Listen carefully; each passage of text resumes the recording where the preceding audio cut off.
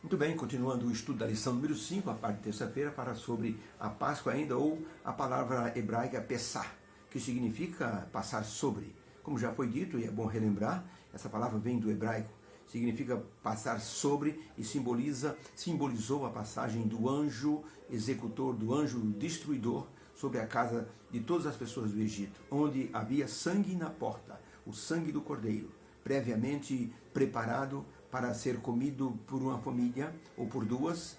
Então, o sangue desse cordeiro, que representava Jesus Cristo, ele mostrava que aquela casa estava justificada, e o anjo então passava por cima.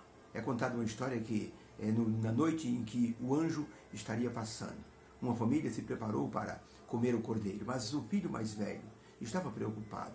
Ele disse: pai, o senhor passou o sangue na porta? E o pai balançou a cabeça de forma afirmativa. De novo, depois de uma hora, o moço perguntou: pai, está chegando perto da meia-noite, eu estou com um pouco de medo, o senhor passou o sangue na porta mesmo? E o pai disse: sim, filho, eu passei e vou até conferir lá. Quando o pai chegou lá fora, ele tomou um susto. Não havia sangue na porta. Ele, preparando o cordeiro, colocou a bacia de sangue no quintal e não se preocupou em ir passar o sangue ali na porta, ou seja, na envergadura da porta, nos dois lados e sobre ali o umbral da porta. Ele rapidamente pegou a bacia, pegou um pano limpo, embebeu no sangue, correu lá na porta depressa e passou ali na verga da porta, e então correu para dentro. Foi o momento exato. O anjo da morte passava naquele instante. Houve um suspiro de alívio, quase que o filho perdia a vida. Isso quer dizer que talvez isso seja uma lenda, uma história inventada, mas nos mostra que não podemos deixar a nossa salvação na mão de outras pessoas. Nós temos que lutar para que espiritualmente nós consigamos assim a vitória através do Senhor Jesus Cristo. Ninguém vai salvar ninguém neste mundo. Nós podemos até mostrar a salvação para a pessoa, o caminho da salvação, mas a salvação vai depender da pessoa e da comunhão que ela vai ter com o Senhor Jesus Cristo. Pergunta de número 4. O que o sangue do cordeiro ele simbolizava ali na porta, nas casas do Egito? O que esse sangue representava? Temos que ler Êxodo 12, de 17 em diante, diz o seguinte: Deus dizendo para Moisés, Moisés passando para o povo, e Deus lhe disse assim: guardai, pois, a festa dos pães ázimos, que significa do pão sem fermento, porque naquele mesmo dia tirei vossos exércitos da terra do Egito, pelo que guardareis, veja, este dia como se fosse uma festa. Vocês vão fazer isso como um estatuto perpétuo. Tomem atenção, no primeiro mês, aos 14 dias do primeiro mês, à tarde, vocês vão comer pães sem fermento, pães ázimos, durante 7 dias, do 14 até o dia 21. Por 7 dias não se ache nenhum fermento nas vossas casas, porque o fermento representa o pecado. Qualquer que comer pão fermentado, aquela alma será cortada da congregação de Israel. Nenhuma coisa levedada comereis durante 7 dias. Em todas as vossas habitações vocês vão comer pães ázimos, sem fermento. Chamou, pois, Moisés os anciãos de Israel e disse-lhes: tomai vós cordeiros para as vossas famílias, sem defeito, de 1 ano, e sacrificai a Páscoa.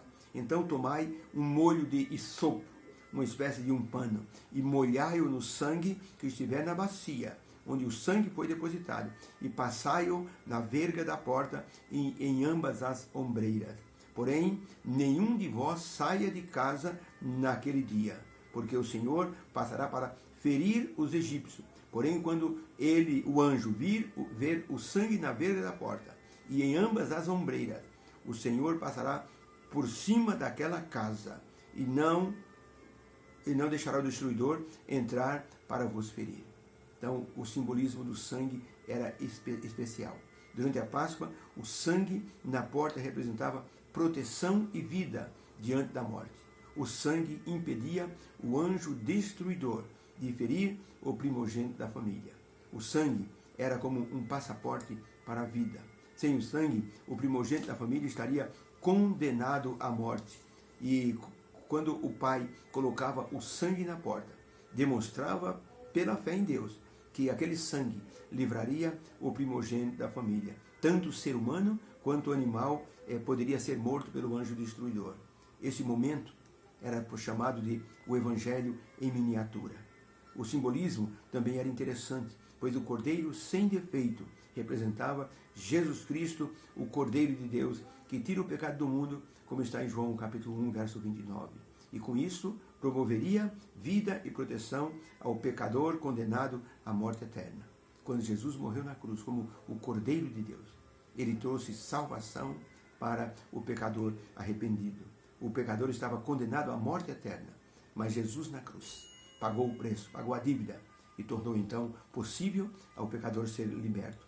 Na cruz, o Cordeiro Pascal morreu no lugar dos pecadores e providenciou a proteção como nada mais o faria. Na ressurreição, Jesus estabeleceu o seu selo de vida em todo aquele que cresce no seu sacrifício. Haja vista que na ressurreição de Jesus, muitos dos santos ressuscitaram e dias depois foram com ele para o céu como troféus, ou seja, como amostras dos vitoriosos desse mundo que se chama Egito espiritual. Eles estavam selados para a vida eterna e se tornaram troféu de esperança, motivando todo aquele que crê em Jesus como seu libertador. Ellen White, no livro Desejar das Nações, página 786, escreveu: conquanto a instituição da Páscoa apontasse para trás, para a libertação dos hebreus no Egito, ela também, a Páscoa, apontava para a frente, para o Salvador que morreria no futuro. Deus nos abençoe. Possamos ter em Jesus o nosso amado Salvador, a nossa Páscoa bendita, aquele que passou sobre nossa vida e nos resgatou. Que o Senhor te abençoe.